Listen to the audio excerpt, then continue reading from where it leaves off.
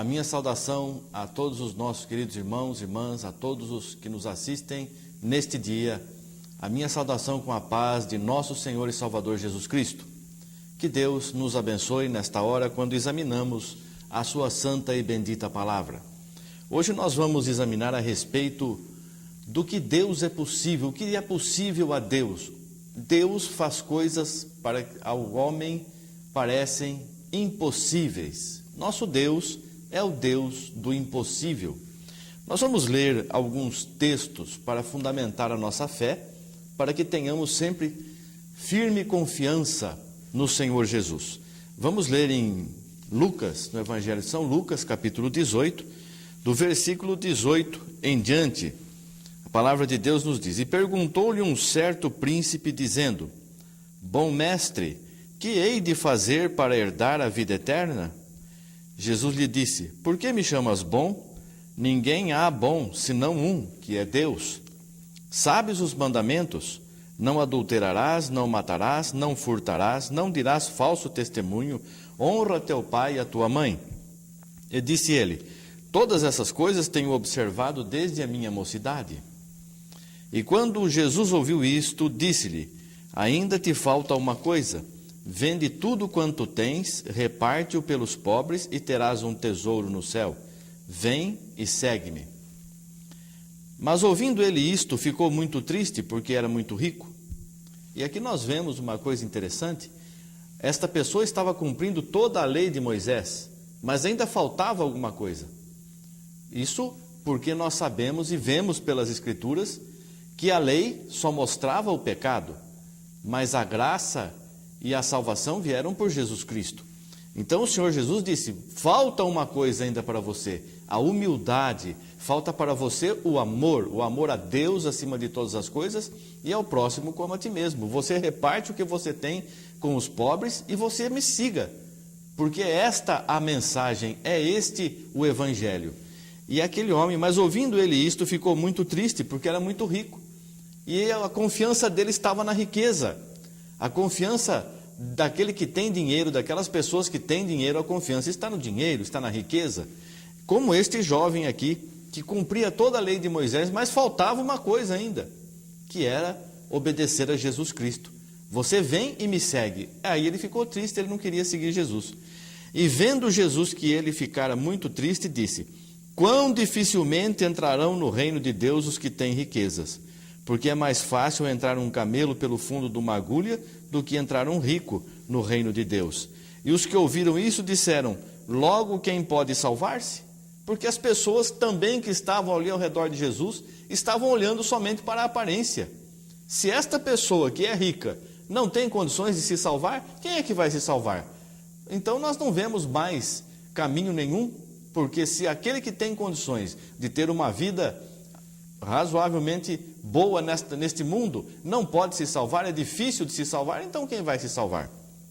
E aí o Senhor Jesus disse: Mas ele respondeu: As coisas que são impossíveis aos homens são possíveis a Deus.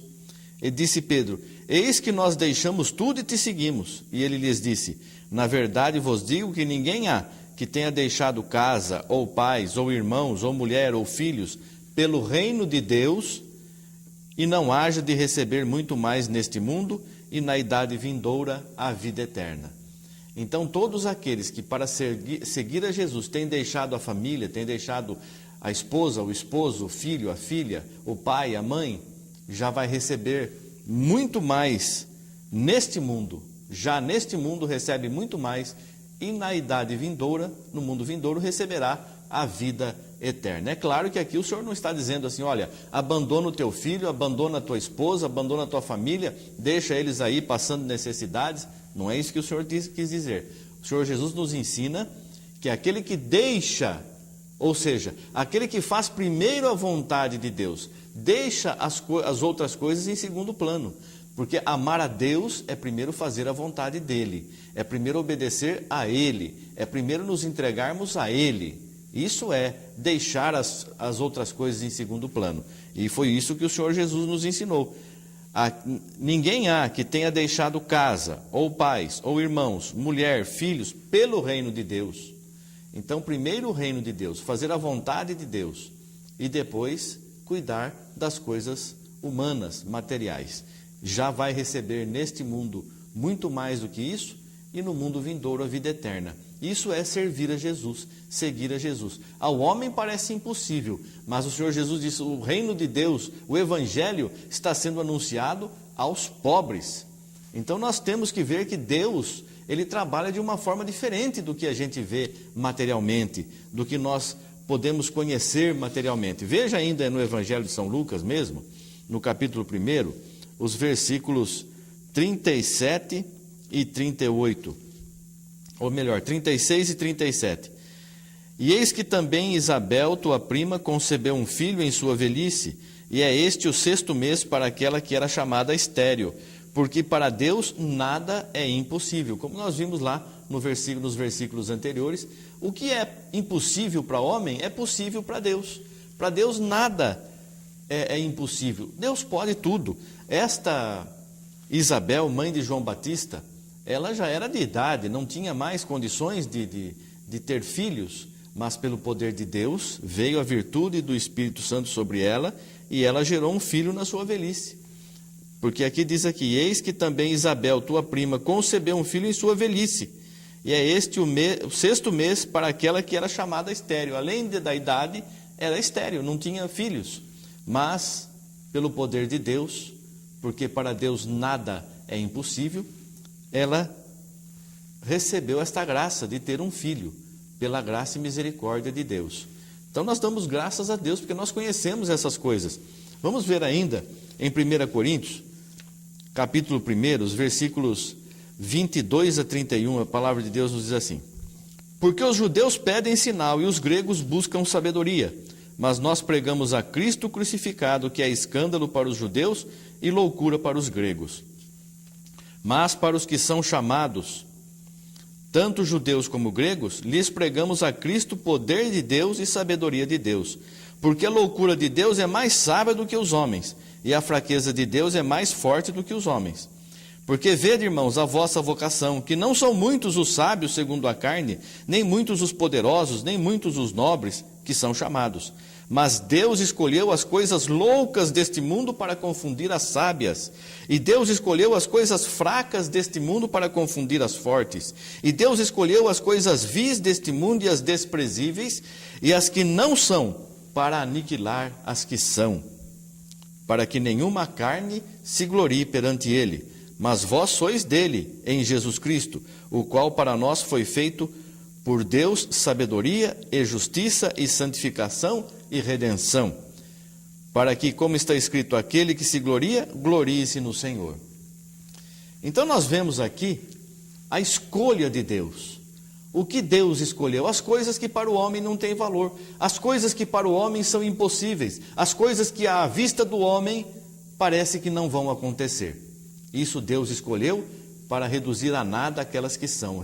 Escolheu as coisas que não são nada, para reduzir a nada as que são. Porque essa é a vontade dele, que nós tenhamos confiança nele. Não confiar na nossa sabedoria, não confiar na nossa força humana, força material, não confiar no poder financeiro, no poder político. Nós temos que confiar em Deus. Isso é fé. A fé é a certeza daquilo que nós não vemos. Então nós temos que ter essa fé para agradar Jesus. É impossível agradar a Deus aquele que não tem fé. Sem fé é impossível agradar a Deus. Então nosso Deus faz coisas gloriosas, mas você precisa confiar. Ele pode abençoar, Ele pode suprir a necessidade, Ele pode ordenar a saúde, Ele pode ordenar a libertação de qualquer enfermidade, de qualquer vício, de qualquer prisão que a pessoa esteja, mas precisamos confiar nele. Muitas vezes você vai pedir alguma coisa e você fala assim: mas isso eu acho que Deus não vai fazer, porque me parece impossível isso. Como que Deus vai fazer uma coisa dessa? Mas é aí que Deus vai operar na tua vida. Confia, meu irmão, minha irmã, confia no Senhor. Veja lá, você não lembra, registrado em Mateus 8:26, quando os discípulos estavam atravessando aquele mar e veio uma grande tempestade, os discípulos pensavam que o barco ia afundar, o Senhor levantou, estava dormindo, repreendeu o mar, repreendeu o vento e houve uma grande bonança? Então nós, às vezes, passamos por algumas tempestades na nossa vida e não vemos saída. Como que nós vamos solucionar esse problema? Mas Deus pode, o Senhor Jesus pode. Nós precisamos confiar. Nosso Deus é o Deus do impossível. Veja também em Marcos capítulo 3, versículo 5, aquele homem que tinha a mão mirrada, a mão seca, o braço seco, estava no templo, era um sábado inclusive, e os judeus estavam olhando para Jesus, eles sabiam que Jesus podia curar aquele homem, estavam ali se acercando de Jesus para ver se ele ia fazer essa maravilha. Eles estavam querendo condenar Jesus porque num sábado fazia bem às pessoas. Mas o Senhor Jesus disse: estende a tua mão, disse para aquele homem que tinha aquela enfermidade. Ele estendeu a mão e foi restituída sã como a outra. Como que pode uma coisa dessa? Onde você viu? Que ciência humana, que conhecimento humano que explica uma situação dessa? A mão seca ser restituída sã como a outra.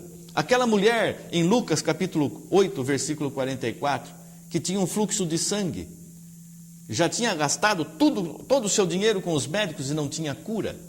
Mas ela tinha certeza na sua mente, no seu coração, ela tinha certeza: se eu chegar perto de Jesus, no meio daquela multidão, com toda aquela dificuldade, uma mulher ultrapassando com a sua fragilidade, ultrapassando, vencendo todos aqueles obstáculos que impediam, que estavam entre ela e a salvação, entre ela e a sua cura, entre ela e o poder de Deus, que era Cristo ali na sua presença, ela foi vencendo todos os obstáculos, não viu barreiras. Tenho certeza que se eu somente tocar na orla do seu vestido, eu vou ficar curada. Veja a confiança dessa mulher.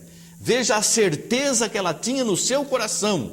Alguém poderia dizer para ela: você está ficando louca, mulher? Como que só colocar a mão na roupa de um homem você vai ficar curada? Como que isso pode acontecer? Isso é impossível. Para o homem é impossível. Mas aquela mulher tocou na orla do vestido de Jesus, da roupa de Jesus. E ela ficou curada imediatamente. E o Senhor, que estava sendo apertado ali pela multidão, disse: quem me tocou? Mas como, Senhor, quem te tocou? Todo mundo, a multidão te aperta. Como quem te tocou? Me tocaram de uma forma diferente, com fé. De mim saiu o poder. Aleluia. É assim que nós temos que nos aproximar de Jesus. Com confiança, com certeza. Quando você for pedir, saiba que você tem que vencer toda esta barreira da incredulidade. Como essa mulher foi vencendo as barreiras, foi passando pelas pessoas como barreiras que impedissem que ela chegasse até o Salvador. Mas chegando até Ele, ela tinha certeza que receberia a graça que ela esperava. Então, quando você for clamar ao Senhor, saiba que o nosso Senhor, o nosso Deus, é o Deus do impossível. Ele pode te abençoar. Em Lucas 8,49, nós vemos as pessoas dizendo para Jesus que aquele homem Jairo, estava implorando a ele que a filha havia morrido, que fosse lá orar por ela. E as pessoas diziam: não importune mais o mestre, a tua filha já morreu. Mas o Senhor Jesus foi lá: ela só dorme. E levantou aquela pessoa que já havia morrido, Lázaro, e tantas outras maravilhas que o Senhor Jesus fez. Tenhamos confiança nesse Jesus maravilhoso. Ele pode todas as coisas. A tua luta, a tua vida, a tua tribulação, a tua enfermidade não é tua. Tira essas coisas da tua vida. Tenha certeza que Deus quer te abençoar. O Senhor Jesus quer te abençoar. Tenha confiança nele. Se achegue até ele. Estenda as tuas mãos e receberás a bênção que você necessita. Que Deus nos abençoe. Que o Senhor Jesus possa cada dia completar a tua obra em nossas vidas, em nossos corações. E que possamos receber de suas santas mãos a cura das nossas enfermidades, que não são nossas, foram colocadas pelo maligno. Que Deus te abençoe, o Espírito Santo fale mais alto em teu coração. Obrigado, Senhor, graças a Deus, que Deus abençoe a todos. Amém, amém.